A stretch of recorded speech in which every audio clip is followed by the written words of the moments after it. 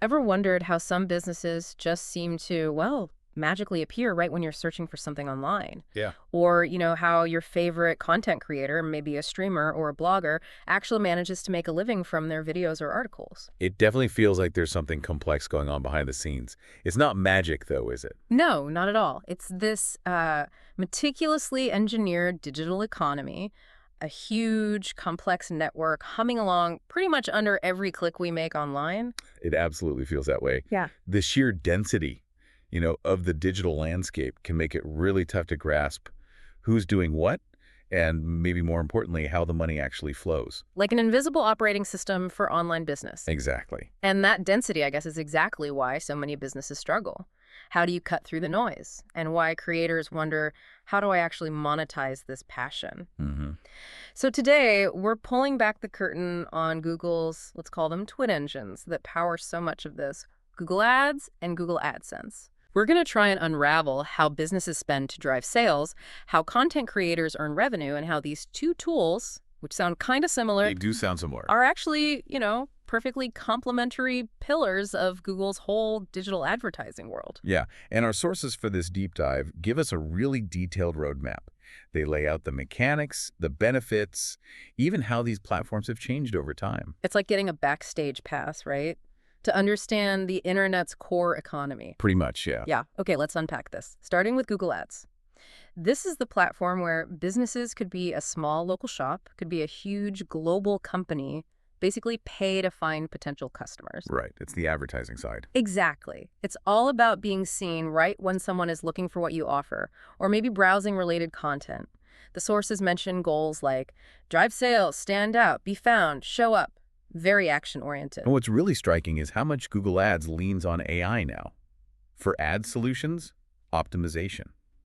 It's pretty sophisticated. Oh, really? How so? Well, it's not just about sticking an ad somewhere. Mm-hmm. The system uses AI to figure out the best performing ad formats across Google's whole network, YouTube, Discover feeds, search, obviously. So it's trying to find the customer wherever they might be. Exactly.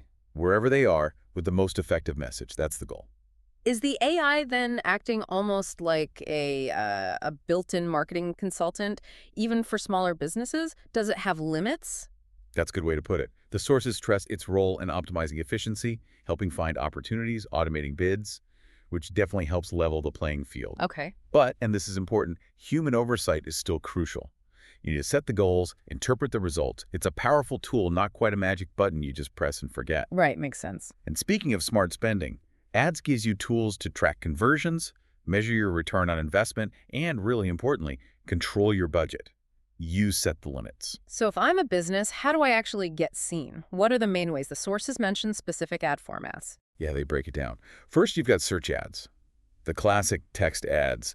They pop up when someone types a query into Google. Super targeted then, right at the moment they're looking. Exactly. High intent. Then, for more visual stuff, brand awareness. There are display ads. Like banner ads. Yeah, banner ads, image ads. You see them across websites, Gmail, in apps. Right. Much broader reach. Okay. And if you sell physical products, shopping ads are huge. Those visual listings with pictures, prices, store names right in the search results often lead straight to a sale. Right, I see those all the time. And then there's video. Video ads on YouTube, obviously massive for brand building, reaching specific audiences. And apps. Yep, app ads, specifically designed to get people to install your app or, take an action inside an app they already have. Wow, okay. So it's a pretty comprehensive toolkit depending on your goal. Definitely. It covers most bases for where customers might be online. And getting started. Is it daunting? Well, Google tries to make it easier. The sources mention sign-up credits, free ad money based on what you plan to spend initially. That's handy. And you're not totally alone. They offer free support from Google Ads experts. You can schedule meetings, use AI chat. They want people to use the platform. Okay, so that's Google Ads businesses spending money to shout their message. Pretty much. But who's building the places where those messages are heard? The websites, the blogs, the YouTube channels. That's where Google AdSense comes in, right? Exactly. AdSense is the other side of the coin. It's for the publishers, the content creators, website owners, app developers, YouTubers. The ones making the stuff we consume online. Right. AdSense is how they monetize that content by showing ads. How does the connection actually work between the advertiser on ads and the publisher on AdSense? AdSense acts like a bridge. It connects the publisher's website or app to that huge network of advertisers using Google Ads. Okay. So when a visitor clicks an ad or sometimes even just views an ad on the publisher's site, They get paid. the publisher gets paid, yeah. A percentage of what the advertiser paid for that click or view. Google takes a cut, of course. What's the typical split? The sources say it's generally around 68% to the publisher for content ads and 51% for search ads shown on their site. Google takes the rest. Now, I saw something in the sources about the payment model changing from pay-per-click. Yes, that's a big shift highlighted for 2024. Mm. Historically, it was mostly pay-per-click, PPC. Right. But they've moved significantly towards pay-per-impression, or PPI. Impression meaning just seeing the ad, not clicking. Exactly, just viewability. It aims for a more consistent revenue stream for publishers. And importantly, it changes the incentive structure. How so? Well, instead of just chasing clicks, maybe with clickbaity titles, Mm-hmm. the focus shifts more towards creating genuinely engaging content that keeps people on the page where ads are seen. It rewards quality and attention time. That sounds like a healthier model, actually. It potentially aligns incentives better, yeah. So how does a publisher get into AdSense? What are the requirements? There are some clear basics. You need to be 18 or older, have an active Gmail account that's not already tied to AdSense, Okay. and, crucially, your website or app needs to meet Google's quality guidelines. That usually means unique, valuable content. Often a site needs to be a few months old, getting some real traffic. And approval time. Can be quick, like 24, 48 hours. Okay. But sometimes it takes longer, maybe up to a couple weeks, if they need a more thorough review. Once you're in, what kinds of ads can you actually show? There's a good variety. You've got standard display ads, which are responsive, meaning they adapt to different screen sizes, phones, tablets, desktops. Right. Then there are ads designed to blend in more, called in-feed ads and in-article ads. They look more like part of the content. Native advertising, sort of? Yeah, exactly. Yeah. There's also match content ads. These typically recommend other content from your own site to the user. Oh, clever. Keeps them clicking around your site. Right. Increases page views, which means more potential ad views. You can also use link ads, text links about relevant topics, and for more interactive stuff, rich media ads using HTML, video, that kind of thing. And what about putting search on your site? Yep, search ads. You can embed a Google search box. If someone uses it, they go to a Google results page with ads, and you can earn from that. Okay, comprehensive. Now, YouTube.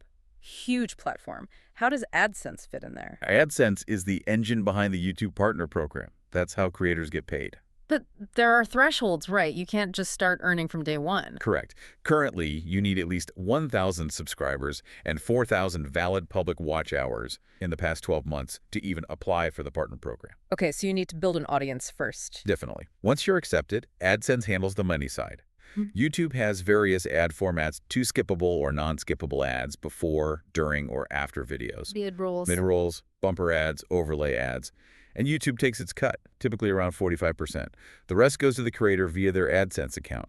And creators get paid out when? When their AdSense earnings reach a $100 threshold, it's exactly how big names like MKBHD, Marky Brownlee, Yeah, iconic tech reviewer. how they've built massive businesses. It's powered by this AdSense system. So summing up for publishers, the benefits are ease of use, customization, good reporting, global reach, different payment options. Right. It's a really solid starting point, especially for newer or smaller sites wanting to monetize. Okay, let's shift gears slightly. Optimization. Once you're using ads or AdSense, it's not just set it and forget it, right? You need to maximize things. Absolutely not. And the sources really stress patience here. Patience. Yeah.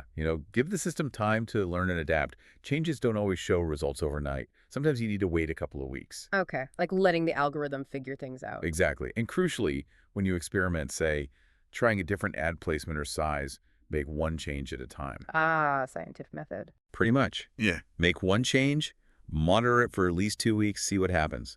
Otherwise, you don't know what actually caused the change in performance. Makes sense. What are the key areas to tweak for publishers using AdSense? Ad placements are big, where on the page they appear. Ad sizes, formats, even colors can make a difference. And the number of ads per page is critical too. Too many can hurt user experience. Right. And Google offers a tool called Auto Ads. This uses machine learning to automatically place and optimize ads for you. So Google's AI tries to find the best spots on your page. Yeah, Publishers still have control, though. You can tell it which types of ads to show or exclude ads from certain pages, like your contact page or something. That sounds useful. Avoids ads in awkward places. Definitely. And another technique mentioned is using sticky ad units, sometimes called anchor ads. How are those? They're ads that stay fixed, maybe at the top or bottom of the screen, even when the user scrolls. They have higher viewability because they stay visible longer. Ah, okay. Potentially more revenue then. Potentially, yeah. But maximizing revenue also means protecting it. How so? The sources are really clear about the danger of invalid traffic, or IVT. What counts as invalid? All sorts of things. Accidental clicks, like if an ad is placed too close to a button. Click bots, which are automated programs designed to fraudulently click ads. And a big one, publishers clicking their own ads. That's definitely don't do that. Absolutely not. Google is very strict. The consequences are serious. They can claw back revenue you thought you'd earned Wow. and even ban your account entirely. Getting reinstated is tough. Yeah. That's why some publishers use protective services, like one called Traffic Cop, to help filter out IVT. Okay, so protecting your account is vital. What about getting smarter insights? Linking AdSense with Google Analytics is key. Assuming you use both. Right, you need active accounts and admin access for both. But if you link them, you can see exactly which pages on your site drive the most ad revenue. Ah, okay. Connect content performance to monetization directly. Exactly. You understand your audience better, see what content performs best financially, and really fine-tune your strategy. It adds a whole layer of clarity. So AdSense is great, especially maybe for smaller sites. But do sites ever outgrow it? The sources definitely suggest that, especially higher traffic sites. They might benefit from, quote, more advanced monetization techniques like header bidding. Header bidding, that sounds technical. It is a bit more complex, yeah. But the basic idea is it allows publishers to offer their ad space to multiple ad exchanges simultaneously before calling AdSense, potentially increasing competition and bids. Okay, so when might a publisher think about looking beyond AdSense? Several factors. Consistently low click-through rates, maybe? Yeah. Lots of traffic coming from valuable regions, Tier 1 countries like the US, Canada, UK, Western Europe. Where ad rates are higher. Exactly. Or maybe just wanting more control over the ads shown or feeling the revenue share isn't high enough. This is where other companies come in. The sources mentioned monetize more. Right. They position themselves against AdSense's more cookie-cutter approach. Yeah. They offer personalized strategies, really digging into a publisher's specific site and audience to optimize ad tech. And they get results. Well, the source highlights a case like BoardPanda, seeing an 84% revenue increase after working with them. So significant potential if you customize. Interesting.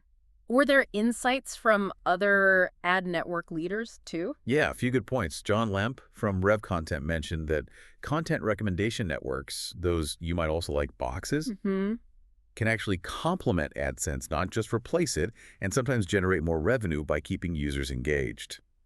Eric Wheeler from 33A Cross emphasized viewability and fighting ad fraud crucial for sustainable income. Makes sense. And Tim Vanderhook of Specific Media pointed to the value of networks with better targeting tech, behavioral, contextual, demographic.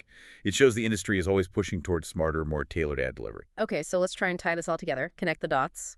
Sounds good? We come back to that duality we started with. Google Ads.